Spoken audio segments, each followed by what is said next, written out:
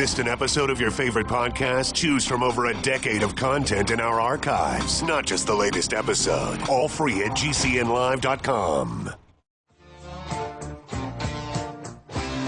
This is your call to action. Get prepared, America.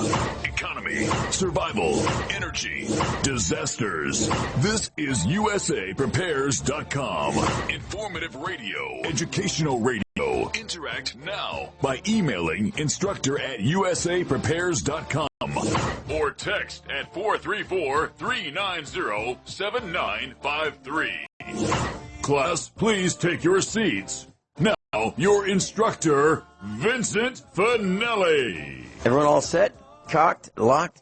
Here we go. Your dial set correctly to USA Prepares. Thank you for being in class with us today. If you'd like to call, we'll pay for the call, and I've got the call screen up and running. CenturyTel was able to get the widespread outage that they had yesterday fixed. Actually, it's called CenturyLink. When we started with them, it was called CenturyTel. And then they merged with a company called Embark, and it got worse every second thereafter. So if you'd like to give us a call, we'll pay for the call, 866-582-9933. And a telephone listen line, we've got one up and running. It's Global Stars Network, 712-770-9418. And that is live while we're live, so you just can't dial at any time and get USA Prepares. You'll get something. You'll get whatever programming is live at that time via the uplink. But you can only listen to USA Prepares from 9 a.m. through 11 a.m. Central Time, Monday through Friday on 712-770-9418. Guineith Isaacs is with us live in Australia. Welcome, Guineith. Hello, Vincent. How are you this morning? Really, really well. I'm all excited about what we're going to be talking about today. Which includes the former royals, right? Or the millennial pouters, or the millennial whiners, or the me-firsters, the poster children for that, as well as some other things. Where would you like to start today, Guineith? Okay. I think that first there is something a bit more important than, Harry and Meghan, which is going on, and that's what's going on with Australia and the fire and the water. Chinese, basically, it seems this, nothing is as it seems right here in Australia right now. Okay, especially with the fire situation and also the water situation. It's just, oh my gosh, it's jaw-dropping. And it's like there's a genocide going on against the Australian people. Does that make sense, Vincent? Yeah, it absolutely does. And you've got to ask yourself, how come these wildfires are so prevalent in the United States and in Australia? And I was talking with Steve Elkins last night, and we were talking about how, boy, if you want to deploy 5G, you've got to get out all this material that would attenuate the signal. And wouldn't it be a great thing to just, burn it all down? And so there are a lot of questions about that as well. And are you looking at 5G taking over your communications spectrum as well in Australia? Well, yeah, they're rolling it out here, that's for sure. But it's almost like that they don't want. It's like that they want for Australia to be a Mad Max landscape. Okay, if anyone's seen, especially the later Mad Max movies, like for instance Fury Road. I don't know if you've seen that movie or not, but basically in that movie, the whole of the interior of Australia is basically one vast, barren, infertile moonscape, basically. And I've been all over Australia, and it's a desert country, but it's not a moonscape. There is definitely life out there. There's even people, there's especially Aborigines, who live out in the middle of the Australian outback all the time. That's where they live, you know, and they don't want them either. They don't want the white people, the white Australians living out there. They don't want the Aborigines living out there, because these people who know how to live out there in rural Australia, and especially in the outback, they are the toughest and the most resourceful people, and some of the best people, and some of the worst people as well that you'll ever meet. Okay, these people, it's oh my gosh, you just can't. It would seem as if you can't get rid of them, but the only way that you would get rid of them is to completely poison and burn down their landscape, especially if you poison the groundwater, which is something else that's going on, is that they're putting in fracking wells all through northern and central Australia. And it's just absolutely disgusting. You know, if you could imagine, let's say a third of the area of the United States, which had a gigantic aquifer underneath it, okay? That gigantic aquifer basically kept the whole country watered, even for thousands of kilometres away, thousands of miles away. If you could think of such a situation, that's the situation that we have here in Australia. In northern and central Australia, there's a gigantic aquifer that sits underneath the whole country. And for years, ever since I was in Melbourne University, when I was in Melbourne University, we were having lectures on how the authorities were dewatering the landscape by pouring concrete down outback artesian bores, you know, which is disgusting.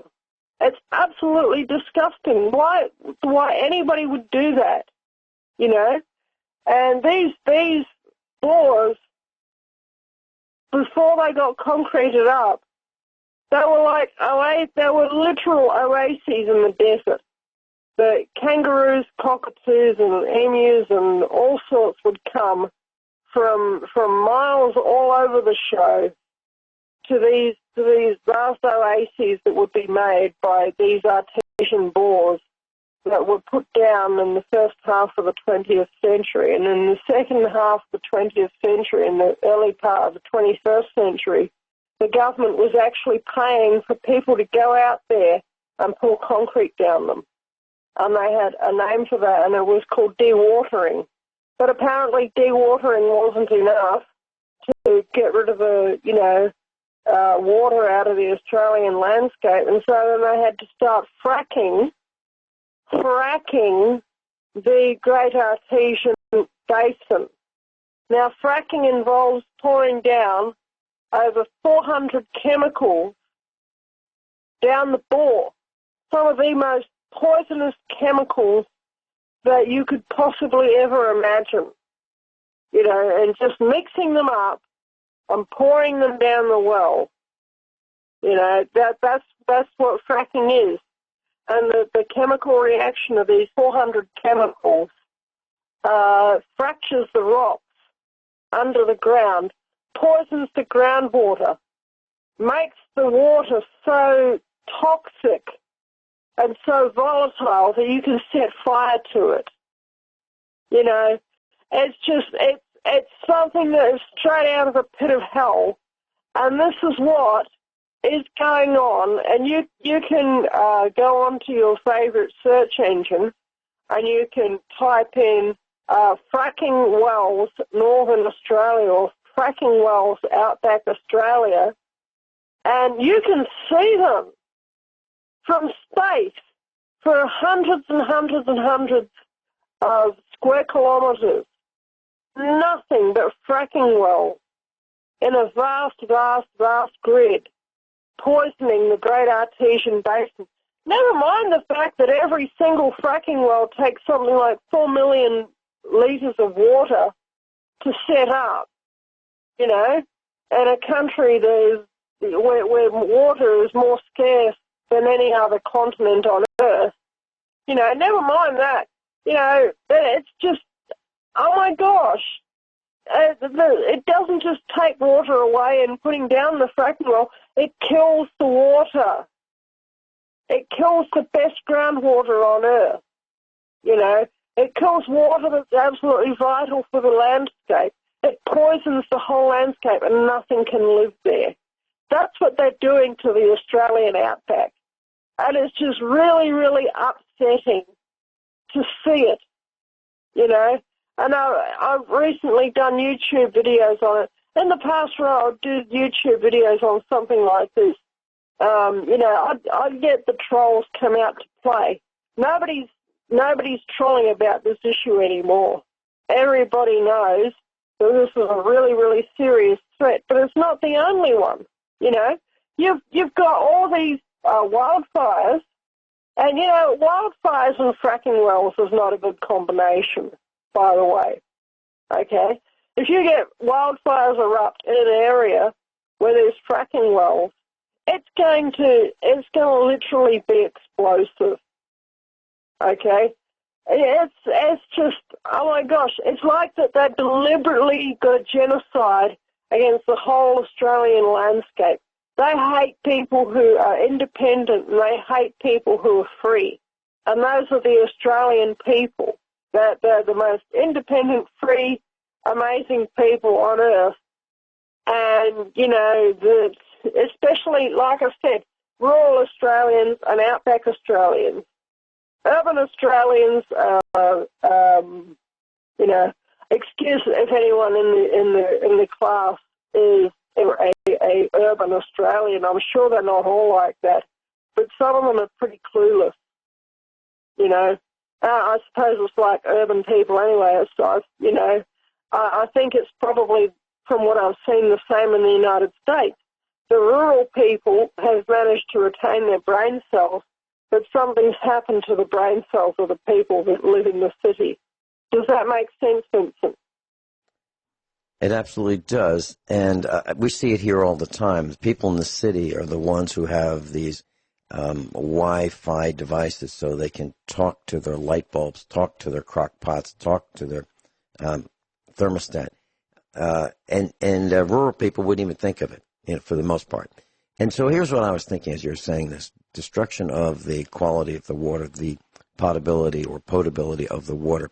So what would happen if a tanker truck showed up, a prime mover, as you might call it in Australia? We would call it an 18-wheeler. So what would happen if one was filled with this water from the aquifer that had just been fracked previously, and it showed up and at three of the Queen's official residences, which would be Buckingham Palace, Windsor Castle, and Palace of Holyrood House, and watered the lawn with that water? What do you think would happen? Oh, the lawn would die. Yeah, and do you think the Queen would be... Die. Do you think people would be arrested and tried and convicted of ecocide? No, they would be tried with trying to assassinate Her Majesty. Huh. This stuff is that poisonous. So it's okay to do it where you... It's okay to do it where you live, but not there. We'll be right back. Guineith Isaacs is with us. We're talking about fracking in Australia, the destruction of the aquifers under the ground, the water supply that is used for drinking water. That's taken millions of years to get to that point, to the point where it's all there and it is there for drinking. It's been purified by filtering. The ground has filtered the water that rained down on the ground. And over thousands, maybe millions of years, that water has percolated through the ground and has become filtered. And it's trapped in openings in the earth, and we've been drinking it for a long time, as long as we've had water wells to pump the water out. And Guineith is talking about how fracking is injecting water and chemicals to split the ground open. And these chemicals travel into the aquifers that are for drinking water. And it's an outrage. Now, the question I have is, if people in the outback were allowed to have guns, would bullets be flying already to stop this, Guineith? Probably. Mm-hmm. I think so. A lot of them actually do have firearms, but they're registered. So if they, if there's shooting starts in a certain area, the police have a short list of people that they can go and see, basically, and they're likely to do to them what they did to the real-life crocodile Dundee, who we've mentioned on this show before. The police went around to his place and told him to give up his firearms, and he wouldn't do it, and there was a shootout, and he was shot dead. That was the man that Crocodile Dundee was based on, you know. They're going to have a few more problems enforcing that sort of thing in country Victoria. And I'll tell you why, Vincent. Would you like to know why? They're going to have a few more problems enforcing this sort of Bravo Sierra in Victoria. And in fact, they have had a few more problems than in other parts of Australia. And you wouldn't think, because Victoria is one of the oldest settled parts of Australia, the only part of Australia that, I'm talking about like European settlement. We know the Aborigines have been there for thousands of years, so I'm talking about white settlement, is New South Wales. So, but going up into New South Wales as well, they're going to have problems enforcing this sort of stuff in these parts of Australia, because there are a lot of unregistered firearms out there, okay? Because especially in Victoria, especially in central and northern Victoria, there's quite a bit of an outlaw culture, even to this day. Ned Kelly was a bushranger who was also into establishing some kind of Republican government, okay? That means a government where the Queen did not have a say in what was going to go on. He was from an Irish Republican family. The Kellys are, to this day, a very, very strong Irish Republican family, and they don't believe that the Queen should have anything to do with their gun rights, Vincent. That's just how it is. Mm-hmm. Sounds right to me. Yeah. However, the Queen was taught how to shoot, right, during World War II. Yeah, that's right. It's okay. This is it. It's utter hypocrisy. Uh-huh. It's total enslavement. Okay. And as you mentioned, she was taught how to drive an automobile and a military tank. Hey. Yeah. Tank. Yeah, that's the Queen. We'll be right back. So, in the short run, class, what do you do about this? Well, there are people who have had their water wells tested for toxins and contaminants, bacterial and chemical poisoning. And that's great. What we do is we shock our wells with chlorine regularly, a couple times a year.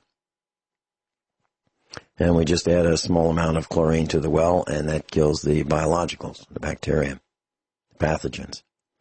But it doesn't do anything for the chemical poisonings that enter our wells.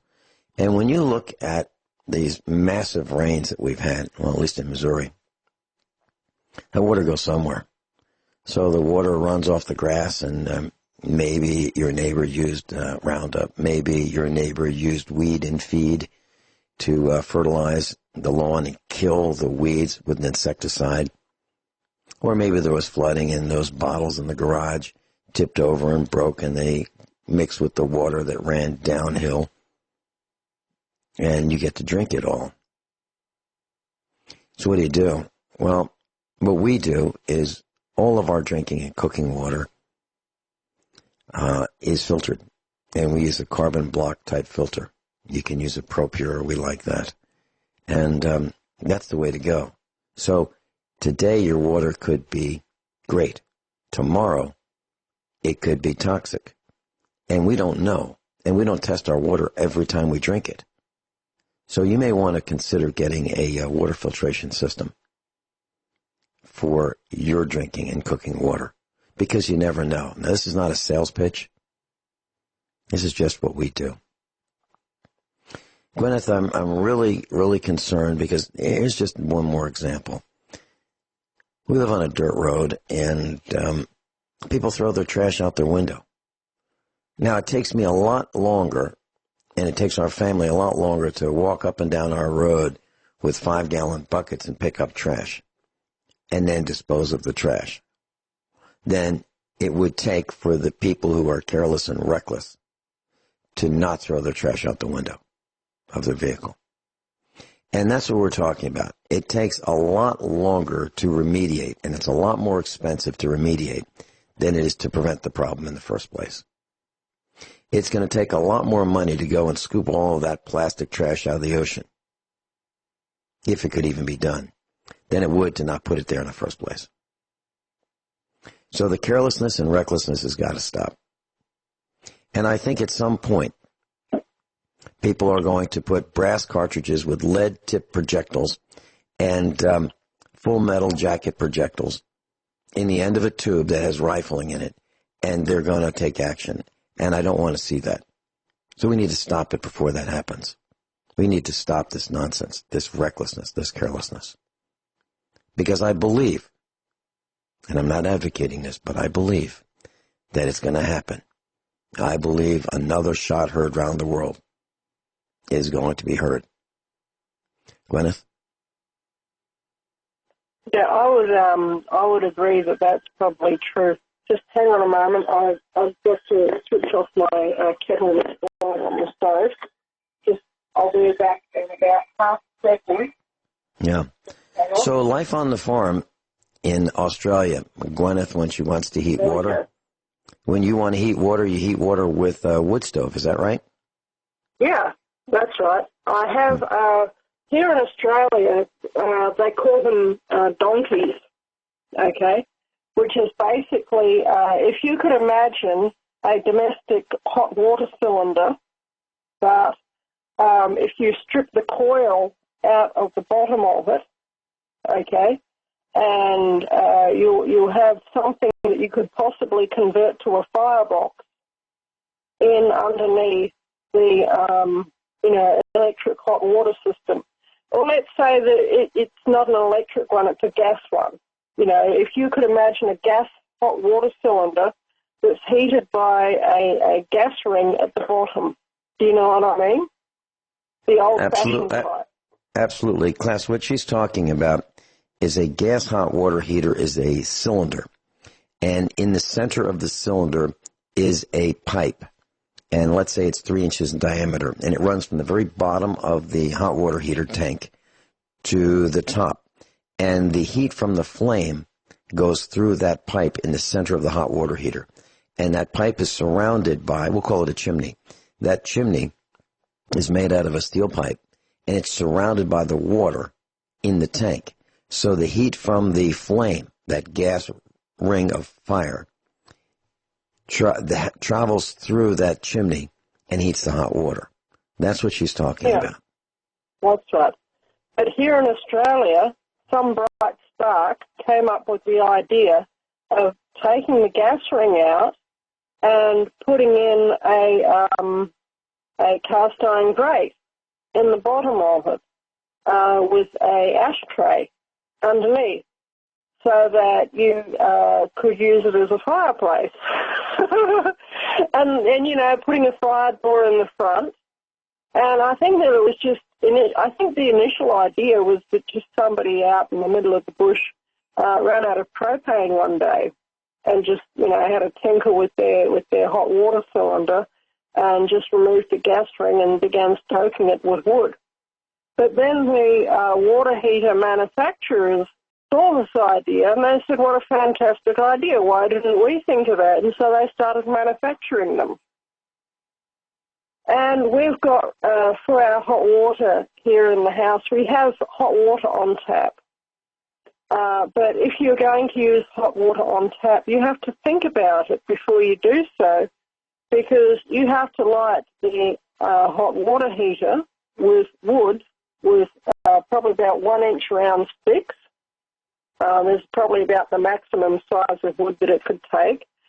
And it takes between, I mean, depending on the time of the year too, it takes between 4 and 8 stoking to get it up to a temperature that would be usable. And so that takes about 3/4 of an hour, maybe, to heat the hot water cylinder. But once it's heated, you've got hot water all day, and that water will stay hot for about 24 hours. You know, and that's how a lot of people in Australia use wood to heat their hot water. You know, and I don't know if they do that in the US, but that's what we do here. And this sort of system is so common that it has a name, which is generally understood in rural and outback parts of Australia. Modern urbanised parts of Australia probably don't have a clue what this word means, but it's called a donkey, as in DONKEY, a donkey hot water heater. I don't know where that name came from. But, you know, if somebody says, oh, yeah, I've got a donkey in my bathroom, and that's how we heat our hot water, they're not talking about, you know, a long-eared, you know, funny-looking horse. They're talking about, you know, a type of rigged-up or commercially made hot water heater. You know, does that make without sense? Any without any electronics whatsoever. Right. Okay. Well, I'll tell you how we heat our hot water for domestic purposes. We have an outdoor wood furnace, and it has a pretty large firebox. It's commercially made, and the firebox is 4 feet by 5 feet. We can put a Christmas tree in there if we had one. You know, if a evergreen fell down and we wanted to dispose of it and use it for heat, we could just put it in there. And it'll burn green wood, it'll burn seasoned wood, it'll burn newspaper, it would burn plastic and oil, but we don't burn plastic. And so there's a fire in this firebox, and the firebox is surrounded by another box. And the outer box has about 400 gallons of water in it. And the fire heats the firebox. The firebox, which is made out of steel, heavy steel, heats the water, the 400 gallons. And then we have a pump that circulates that hot water underground through pipes, deep underground, into the house. And then typically that water is maybe 165 degrees, somewhere around there. And we use that to heat our domestic hot water. So we have a heat exchanger that takes the water from the wood stove that circulates in a continuous loop. It does not cross-connect to drinking water. It heats through a heat exchanger the domestic hot water in a 80-gallon hot water tank. And if we don't have that wood stove outside going, we don't have any hot water. It's as simple as that. So we heat with hot water, and we have to feed that fire multiple times per day. I mean, we could really fill it up with wood, but it's wasteful. And small fires are generally more efficient and use less wood than just filling that firebox, to full capacity. But if we want hot water, we better have thought about it before we wanted it. And that's what preparedness is. It's as simple as this. It's having what you need, having what you need before you need it. So if Guineith wants a cup of tea, she should have thought about that, about an hour ago, at least. At least. And that's what it's like here. If we want to have hot water, we should have thought about it an hour ago. And of course we do. And of course she does. And that's what living out in rural America is like. But of course, you could have a heating system and buy propane and just turn that thermostat to whatever temperature you want to heat your building. If you have electricity and if you have propane and if all that circuitry works and the blower motors work and all of the duct work is fine, everything's working great, yeah, you'll have heat. But I'm not going to put our family at risk of freezing to death because some integrated circuit or some capacitor blows or the grid goes down. I'm not going to do it. So we try to use as few electronic devices as possible. And you know what? The fewer you have, the fewer that break. It's as simple as that. Any further discussion on that, Guineith? Yeah, I would absolutely tend to agree with you there. Oh my gosh, I was at a friend's place in Bendigo today. I had to go and get some groceries, and I stopped in for a friend, and her house is just such a contrast to this place. Her car was such a contrast to any vehicle that you would find around here. It was like there's this insulated bubble that she and her family live in, and it's nice. She's a nice lady, and her kids are nice. They're all nice, normal family, nice, normal kids, and happy, smiling people. But if the grid went down... Hold that thought.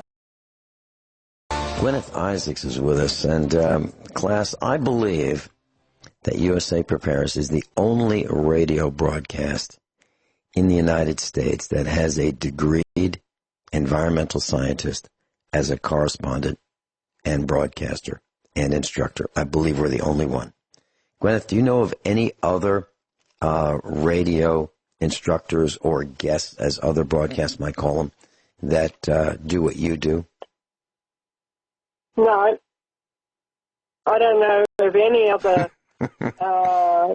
regular broadcasters out there who are environmental scientists, and I certainly know of none who are on regular broadcasts and who do not buy into the whole CO2 fraud. I was speaking with another friend today, and I mentioned something to him, because he was sort of like saying, well, what do you think about all this, carbon dioxide, Bravo Sierra, greenhouse effect and all of that. And I said, well, people who spout that forget that carbon dioxide is actually half of the respiration cycle. And without carbon dioxide, this planet dies. That's how important it is. And there are a small number of things on the Earth, and actually Alex Jones mentioned this earlier today, but he was absolutely right, so I'm going to repeat it. He said, if you don't have water, you die. If you don't have oxygen, you die. If you don't have carbon dioxide, you die. Okay? And if you don't have sunlight, you die. All life on this planet is dependent on water, oxygen, carbon dioxide, and sunlight. And if one of those things is missing, then you see the collapse of all life systems. Okay? And I've got something that I say. I've said it before and I'm going to say it again. All these climate activists who say that they need to reduce their carbon emissions to zero, okay, it's very easy for them to do so. And they can do so in just a few minutes. And all of their problems will be solved. And you know what they need to do, Vincent? You're talking about jump off a bridge? No. They need to stop breathing for just about that's what I mean. 4 minutes. About 4 minutes. That's exactly what I meant was if they want to reduce their CO2 emissions to zero, life will have to stop for them. Yeah. And that's why I said jump off a bridge. Right. Yeah. Yeah, that's right. So here's what you mentioned. You mentioned that we need sun and we need water and oxygen and carbon dioxide. Absolutely correct. In the right proportions. Too much sun, we die. Too much water, we drown. Too much oxygen, we die. And too much CO2, we die. So it needs to be in the right proportions. And I agree with you that we need carbon dioxide. But we don't need is wasting energy and heating the planet with through the use of that energy. So, for example, if approximately half of the energy that is in the fuel tank of a gasoline-powered vehicle or diesel-powered vehicle, if half of that goes to heat, we need to find a better way so that we're not heating the planet. And that's different from CO2. And that's where the confusion, I think, is. People talk about CO2 equals burning fuel. Well, yes and no. Burning fuel may produce CO2, but it also produces heat. And we are warming the planet, I believe, by the burning of fuel. I really believe we're doing that. And that is a huge problem. And I think that's why the people who think they're running the show want to kill almost all of us, because there are too many of us in the way they're thinking. And I think, yeah, there are a lot of people, and maybe there are too many. So why don't the people who want to reduce population, why don't they go first? Lead by example. Why don't they get to the front of the line? Yeah. You know? Yeah. They're the ones. Volunteer first. Yeah. Show us, lead by example. And, you know, if you look at the people we're talking about, they move around via jets and helicopters. Helicopters are enormously inefficient. Enormously. I don't know if there's anything that uses and wastes more fuel per mile of load than a helicopter. A train would be the most efficient. Boats are pretty lousy. But they drill holes in the atmosphere, and they tell us that we have to conserve. There's kind of a hypocrisy there. We'll be right back. It is. Hour number 2 of USA Prepares. Guineith Isaacs is with us live in Australia. Guineith, you were talking about a friend you visited who has a home in kind of a bubble, and you mentioned when or if the grid goes down, and we didn't complete that thought. Can you go back to that, please, and tell us what you were going to tell us? Okay. Now, my friend's a nice lady. Okay, I like my friend. But she's living in the suburbs, and she's in the suburban bubble, okay, which means that as long as the supermarket down the road is open, and as long as there's electricity in the power line, and as long as the cell towers are up, everything's good. But, you know, if one of those things goes away, you know, then she's going to start to struggle. Everybody's going to struggle in the suburbs because there's no food there. There's no independent water supply there, you know. And when I lived in the suburbs, I put a 17,500 litre water tank in my driveway. And it was about, 10 feet across at the base. And it basically took up the whole back end of my driveway and cut off one of the bays to my garage. I had a 2-bay garage, and it cut off one of the bays to my garage. And everybody around me looked at me as if I'd gone rather insane. And they said, you're kidding. Why did you do that for? And I said, it's for water. And they said, you can turn on a tap. And I said, yeah, you don't get it, do you? You know? And I knew, even in that suburban setting, that even if the whole world collapsed, I'd be fine.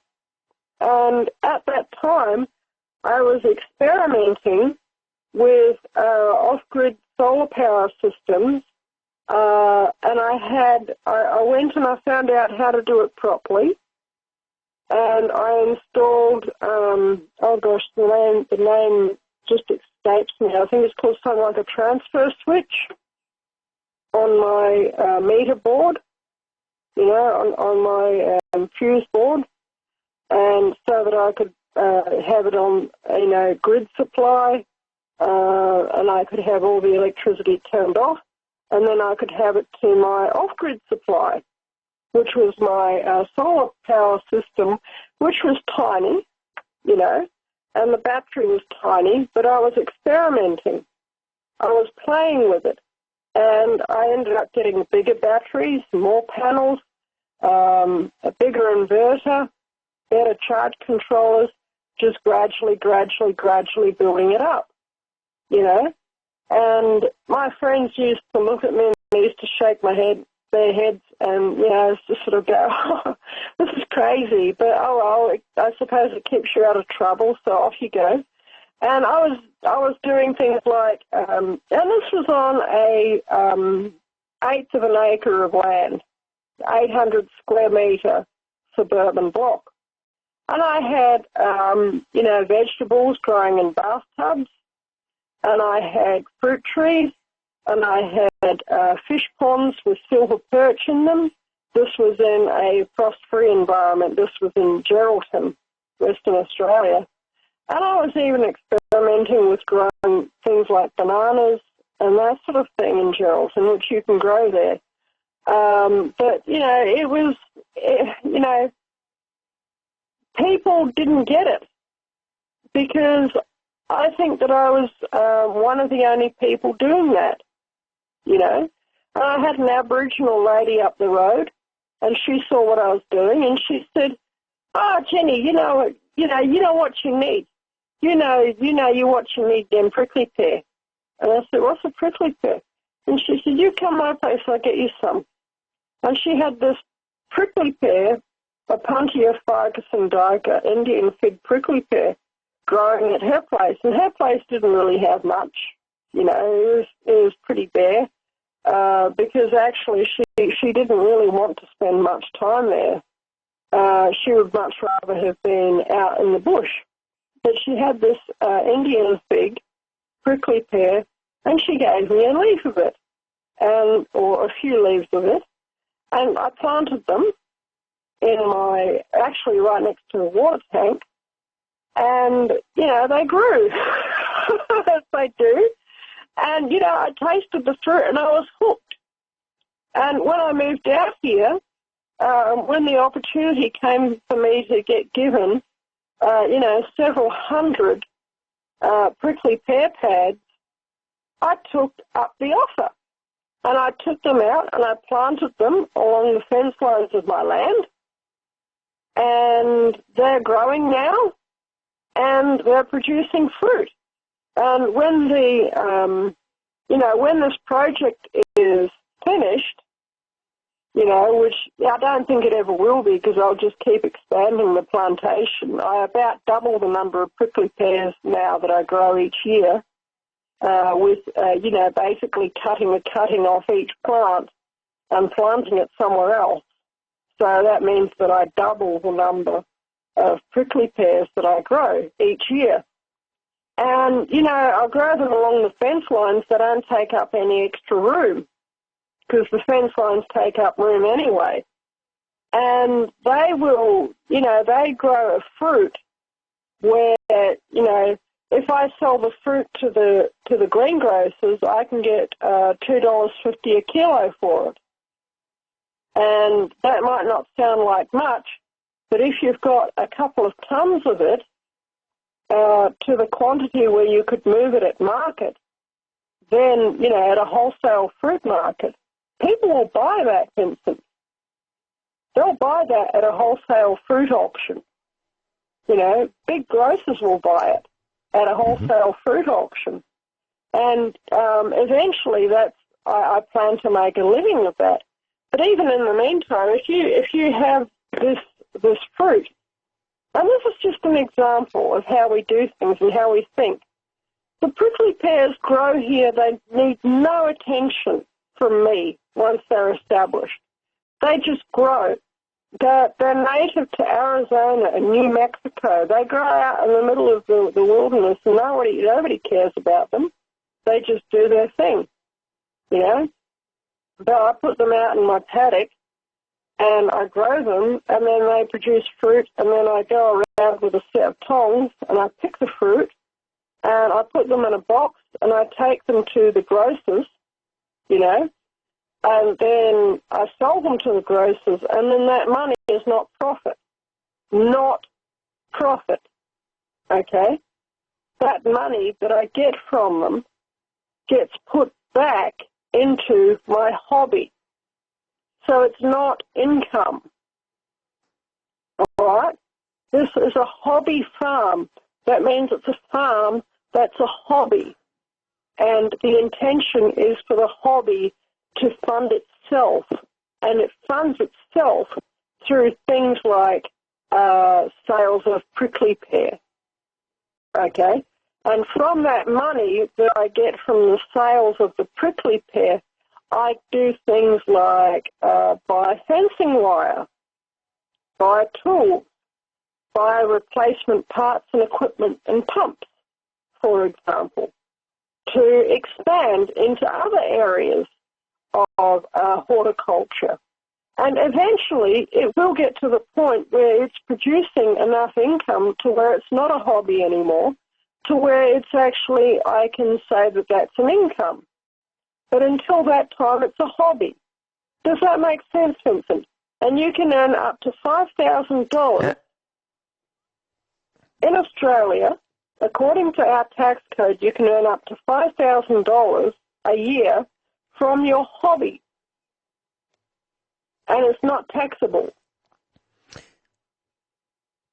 Yeah, I would say here in the United States, I would call that a business, and you would start a business, whether it's a hobby or not, start a business, and the profit, roll that right back into the business to do exactly what you do, buy tools, buy fuel, buy things that are used for the business, and what you end up with is you don't have any money per se, but what you do have is a lot of things, like fuel tanks, water tanks, garden tools, rototillers, whatever you want for that, we'll call it a business or a hobby.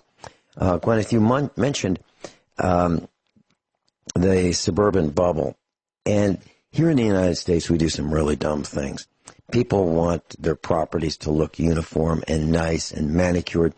So they have homeowners associations, which will prevent you from doing things like planting vegetables in your yard. And there are zoning ordinances as well as homeowners association rules that will prevent you from doing such things. Don't move in those areas. Make sure if you're going to have a place that it's not controlled so that you can't grow your own food. And if things go really bad, who cares? Grow your own, except you'll have to sit there with a shotgun probably to protect it from being eaten by, the people who didn't want you to grow it in the first place. In Springfield, Missouri, there's an ordinance that says you cannot have bees unless you have, I think it's either 10 or 20 acres. Now, that would be like a Walmart location. Does anyone have that much land in Springfield, Missouri? Hardly. So, no bees in Springfield, Missouri. You mentioned a transfer switch. And you can have a computer-controlled transfer switch. And this switch will toggle between the grid and your generator or solar system or whatever the alternate electric supply is. And if the computer senses that the grid went down, it'll fire up the generator and throw the switch, so you're now running on your generator. I would not buy one of those. I would buy the kind that Guineith was talking about, and that's what we do have here, which is a manual one. So if I decide, or a family member decides to throw the switch to disconnect from the grid, we just pull a lever. And it's, I don't know, it takes maybe a quarter of a second, a half of a second to pull that lever, and we're disconnected from the grid. Or if we want to be on the grid, we throw the lever and be on the grid. So it's our choice. But I would not rely on a computer-controlled anything for that purpose, because I don't want some computer to start some generator that's attached to it without my interaction. I would not want that to happen, because there are all kinds of things that can go wrong, like fires. A fire can start by a generator. Well, what would happen if, let's say, an animal built a nest on the exhaust system? Does that happen around here? Yeah. It does. Yeah. If you leave a vehicle outside, there'll be all kinds of nests under the hood. Yeah, like opossum, mice, rats, all kinds of animals like shelter, kind of like we do. And prickly pears, we've grown them over the years, and you can grow them inside. They kind of look like a small version of a table tennis paddle. And you just stick them in the ground, and they just start growing and multiplying. We'll be right back. Guineith, is it a problem for you to talk about the royal family? Is it risky for you to mention anything about them, especially negative things? Probably not. Okay. But I try to maintain a balance when I talk about them, because here in Australia you've got you do have a Republican movement in Australia, but it's basically George Soros funded. Okay? They want the Queen out of Australia so that they can basically take the country over. Mm-hmm. Okay? Which is not going to be good for the rest of us. So that's why I say I like to, maintain a balance to say, well, even though they're not perfect, even though they've got such huge problems, I know what happened when the Romanovs got assassinated in Russia. I know what happened when the Chinese royal family basically were done away with in China, and the Chinese communists came to power. And everywhere in the world where they get rid of the royal family, they introduce communism, and millions of innocent people die, because that's what communism does. Okay? And I know that there's a bunch of really, truly evil people that are in this country right now, and they would absolutely love to really do away with every last one of our common law rights. And about the only thing that stands in their way is the Australian Constitution, which is ultimately backed up by the Crown. And when push has come to shove, the High Court of Australia has every single time backed up the Australian Constitution, and the Queen, when she has been asked about it every single time, has backed up the Australian Constitution with not just her words but with her deeds.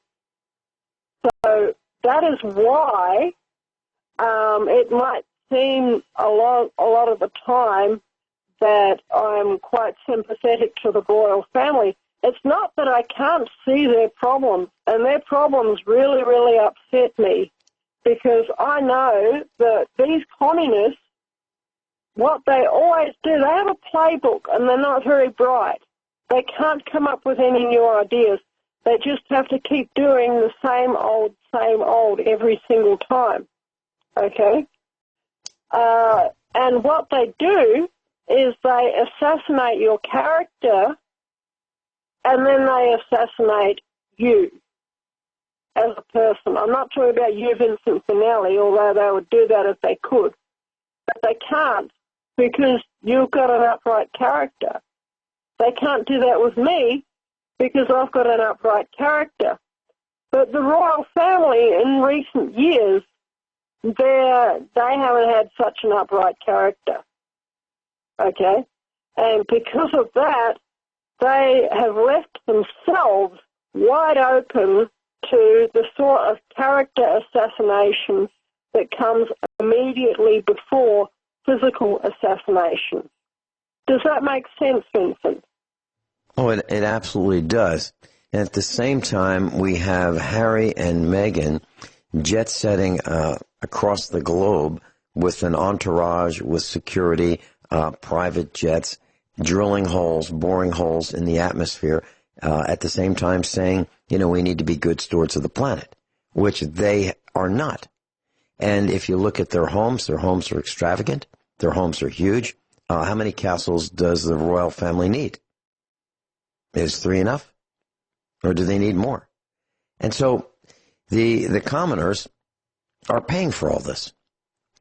And I would think they'd be pretty frosted with the extravagances. So, for example, if you want to drive in London with a diesel vehicle, which used to be just fine, it was promoted, hey, diesels are the way to go, they're energy efficient, then now there's a tax to drive in London. But what does the Queen drive? Is that a Bentley? It sure looks like she's driving a Rolls or a Bentley. And Harry and Meghan were in their 1964, I believe, Jaguar XKE. And Harry drives a Rover, right? Expensive, fuel-guzzling vehicles. So we're talking about Harry and Meghan. And her wardrobe, Guineith, is estimated to be at about $1 million. That's $1 million. Oh, dear. Her white wedding dress cost $157,000. She has a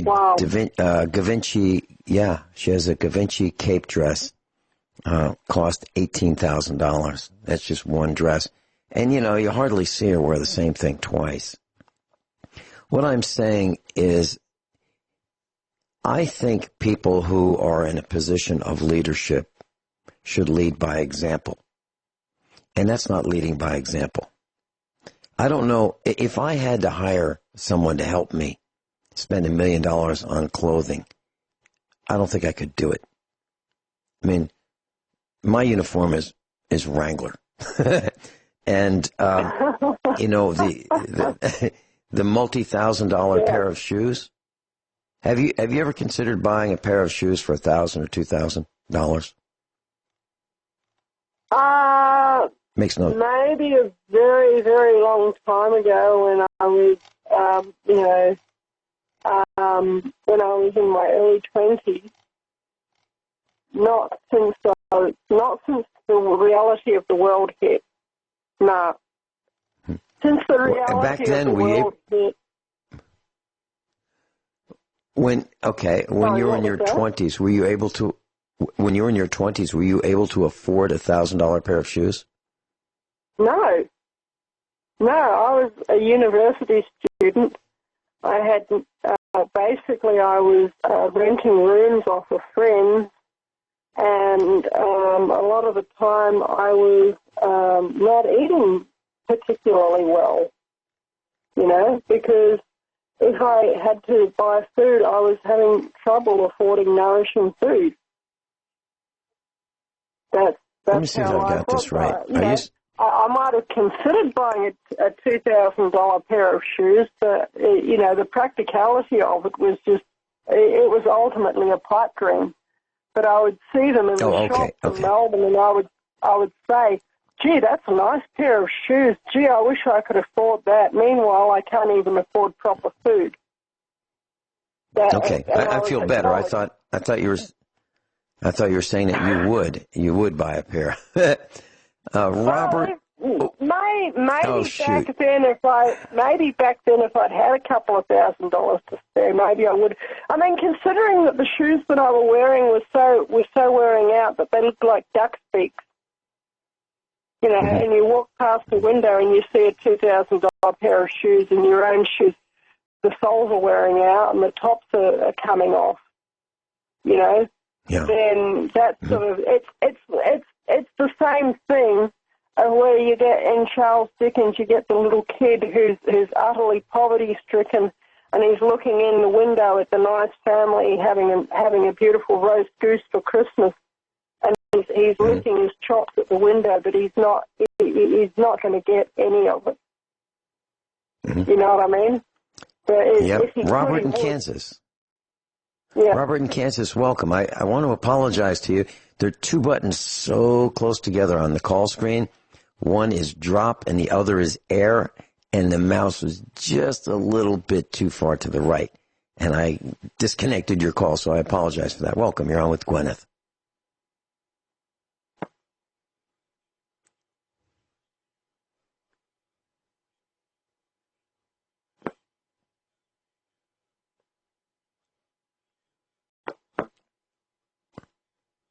Oh, so you want take down the dartboard. Take down the dartboard with your picture on it? I'm only kidding. I'm only kidding. Yeah, you were emotional. And I reacted as if you were, I wanted to make sure I heard you right, that when you said the word evil, were you saying that was, Rich Sheben and Vin Finelli? And so, yeah. And then you told me, no, that was not the case. Mm-hmm. No, not at all, Vincent. I should, if I get emotional like that, I should just hang up. And Rich Sheben has a certain intellect and a certain way of pushing my buttons, and so there's something about that too. And so maybe I just shouldn't call in with Rich. But I'm happy to be on with Guineith. I really enjoy her input, and I get a lot out of it. Guineith, your insight is wonderful. Robert, I wanted to ask you.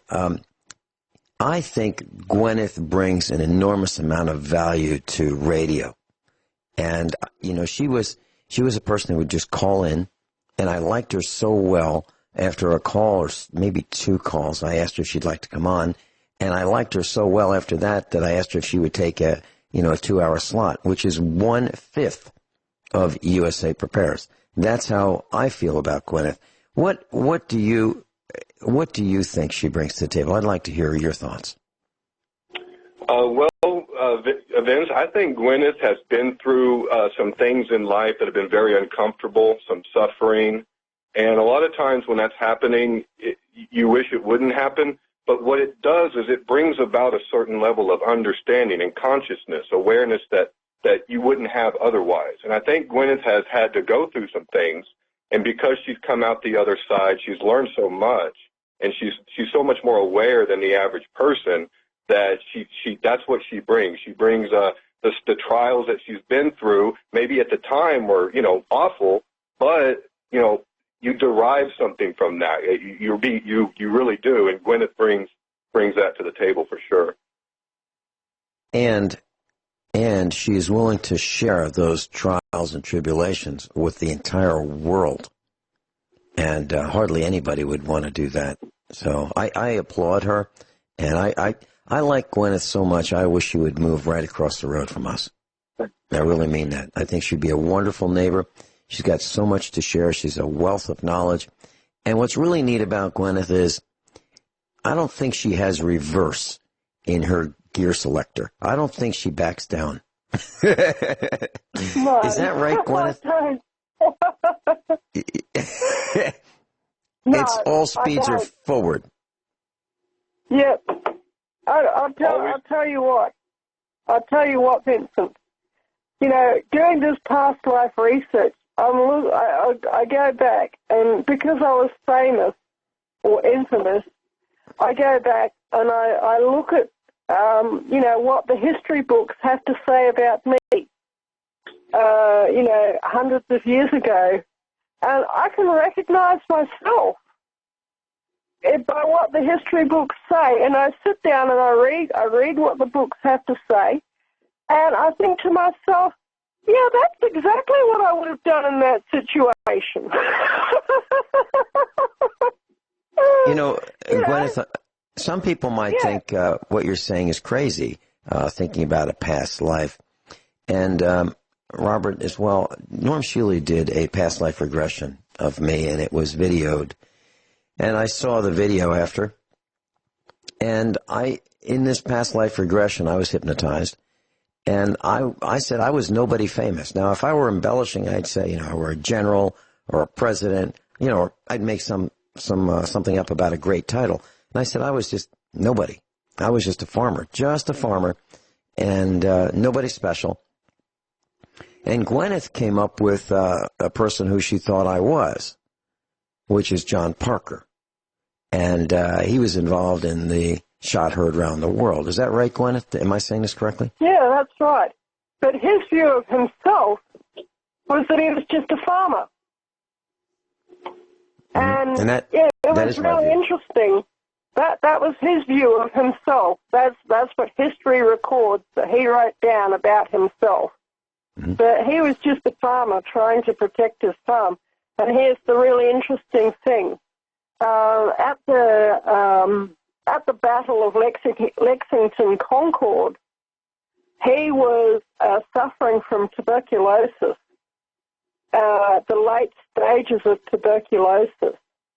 And at the Battle of Lexington Concord, where he said that famous quote, which really, really just escapes me right now, but he had a really... Oh, yeah, that's something about, not firing first, Let them, don't fire first, let them be the bad guys or something like that. It's a very, very famous quote. And it was actually John Parker that said it. And,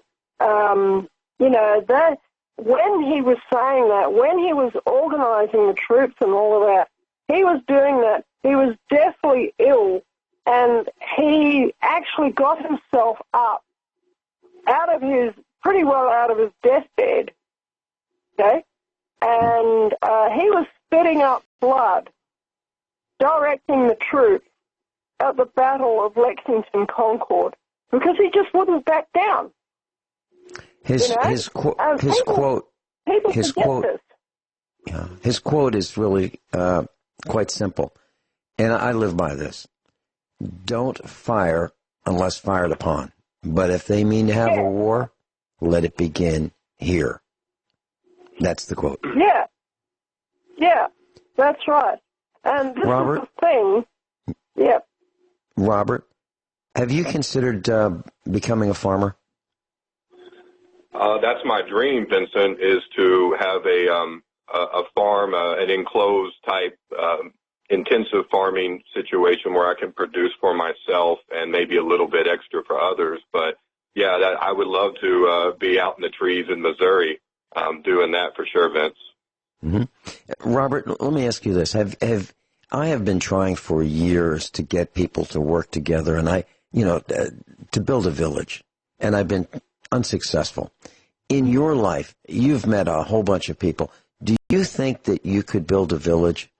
Meaning get, 10, 15, 20 people together to work together for common goals, meaning have a village garden, have a village electric system, have a village defense, have a village school, have village meetings where you all literally work together for the good of all. Have you ever considered doing that, and do you think you'd be successful? And I'm not picking on you. I'm picking on the others who I think are hard to get to fall in line. The key aspect in my mind, Vincent, is that you have a certain level of separation and independence of your family's operation or your operation, meaning that a complete communal effort is, they've tried it, and you know maybe some of the things that would occur if you actually have this shared labor, where if you have independent cells, so to speak, where you have your homestead, your family, your area, and you produce there, and then outside of that, maybe there is a connection with other cells that where you could have a school, you could have a collectivized defense things like that where you organize at that level. But if you try to put a commune together where you're going to depend on other people to do the right thing, well, you're going to find people who don't, and then they become the problem, and there's always a problem with that, I think. So you have to make them independent and of each other in a way. Robert, can you hold through the break? I want to comment on that because I've tried exactly what you've suggested, and I couldn't get that to work either. We'll be right back. You know, class, during the commercial breaks, I multitask and do things here on the farm, and so I missed part of this. But did I hear a double speak commercial? Did I hear compliacin? You know, ask for it at yours. I missed most of it. So I've got to ask our engineer if he can send me a clip of that so I can listen to it. But I think they're having fun with us, showing. I think, but I didn't hear enough of it to be sure. But it seems like that's what happened. So Robert, in Missouri, near here, very close to the farm, just a few miles away, there was 640 acres, which is 1 square mile. And I could have arranged the purchase of that and divided it into 2, 5, 10, and 20 acre parcels. One way in, one way out. And it had a stream running through it. I mean, it was magnificent. And we could have had it for about $1,500 an acre. So $15,000 would have gotten you 10 acres. $30,000, 20 acres. $3,000 would get you 2 acres. And I was ready to go with it, but I couldn't get enough interest. And I was stunned, absolutely stunned, because the taxes on that might have been, no matter what you bought, it's going to be less than $100 a year, taxes. And we couldn't get it. We couldn't get it off the ground. I talked about it for months on the air. So yeah, Vince, you'd have to almost found it as a nonprofit, have it all paid for, and then give away the land. So you could have a potential tenant, a potential student. Let's say a young family. They come in. The land is free. Now they don't actually own the land. There wouldn't be any taxation on them. The nonprofit would cover that. So in a way, you could give it away to the qualified, people, and then if they failed, then you would also, you would have that power. If they own the land themselves, you couldn't get rid of them, right? You could have a real bad egg in there. But if it was owned as a nonprofit corporation, then you would still have management control over things. And that's what we wanted to do. We wanted to invite people to come who would contribute skills, knowledge, labor, for their own purposes, but they had to get along with everybody else because we didn't want to have any bad eggs because that's a real problem, as you mentioned. But we couldn't get it to work. So I tried it twice, and we tried it again with 200 acres, and we had one person interested, just one person, out of our entire radio audience. So what that tells me is that people they want to talk about it. They want to think about it maybe a little bit, but they don't want to do it. And they don't want to move from their families. So in Virginia, if you look in a phone book, Jones is a pretty popular name. Vaughn is another popular name. Brown is another one. And so there's a predominance of those names in the phone book. And although the Joneses don't love all of the Joneses, they don't want to move away from them either. So that's why I think that's a big reason why people don't want to move to, go west, if you will. So Vincent, before we get off here, can I mention something to Guineith real quick? Of course. Okay. Your prime minister over there, Guineith, in Australia, it was a little while back. They were pressuring him to implement a carbon tax in Australia, and he refused. And he said, "We're gonna do more practical things to take care of our environment." And it wasn't too long after that someone set your country on fire. Now, I'm not saying they're connected. I'm saying that it's a coincidence. It's a heck of a coincidence, though, right? He refused to go with the globalist UN plan of carbon taxation, and then immediately thereafter, you have people setting your whole place on fire there. So I don't know if that's what it was, but in this world, that is certainly a possibility. Well, yeah. Something, this thing of the 200 people, almost 180-something people, almost that got arrested for lighting fires, what it's come out is that 20 of those people were lighting the fires maliciously.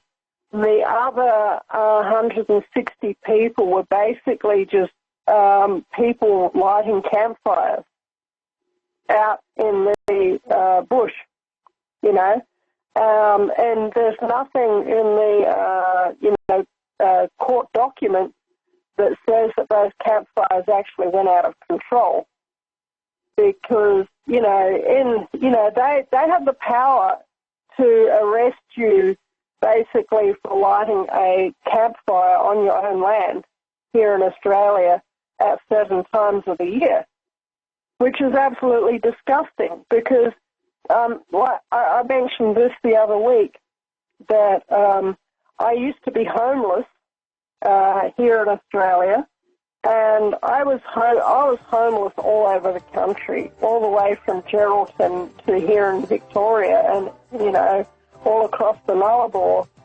and I must have lit over 100 campfires each night, okay, and not one of them went out of control.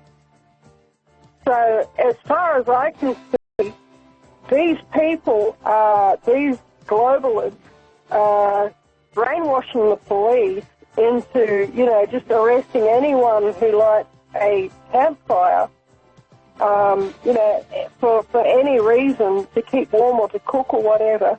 Guineith, we're out of time. We're out of time. We'll see you next week. Robert in Kansas, thank you for being with us.